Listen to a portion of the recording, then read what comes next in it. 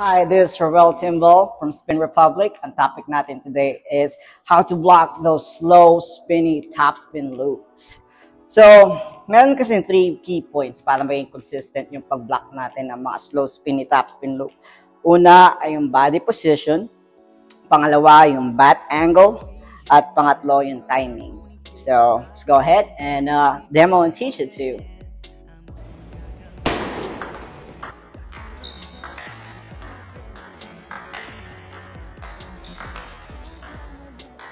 Okay, so unang key point is yung body position. So, kailangan low ka kasi mas madaling makita yung trajectory ng bola.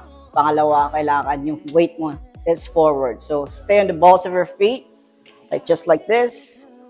Kasi kailangan mo rin i-press down naman yung bola para hindi tumaas. Kasi yung mga slow spinny, top spin, talagang tatalsik yan.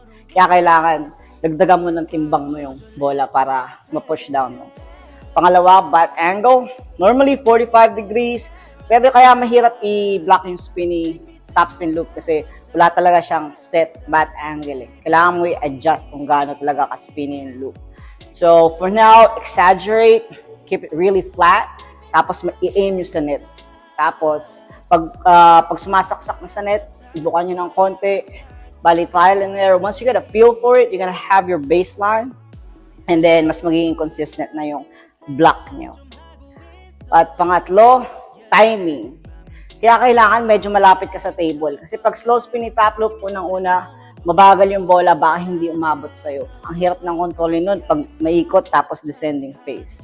Kaya pag malapit ka, mas madali mong mababangga yung bola. Kailangan lang, again, 2 key points. Crouch forward, body weight in the front, and then bat angle, and then a contact timing. As soon, on the rise, that would be perfect. Kaya huwag ka masyadong malayo sa table pag alam mo na spinny topspin looper yung kalaban. O kaya naman, ang binibigay mong push is heavy underspin. Because most likely, hindi niya mabibigyan ng mabilis na loop pag masyadong malakas yung underspin mo. So, pwede. Pag naging consistent ka sa block mo to, ito na yung setup mo. Heavy underspin, and then block with your basic backhand or forehand block. So, i-demonstrate na natin, okay? Okay, so stay low, body forward, bat angle close. There you go.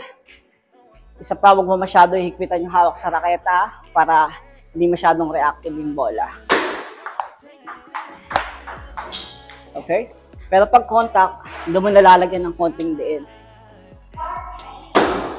Relax. Hit. Hit. Okay, so we're gonna do 2 more and then we'll wrap up the video, okay? Boom. Boom. All right.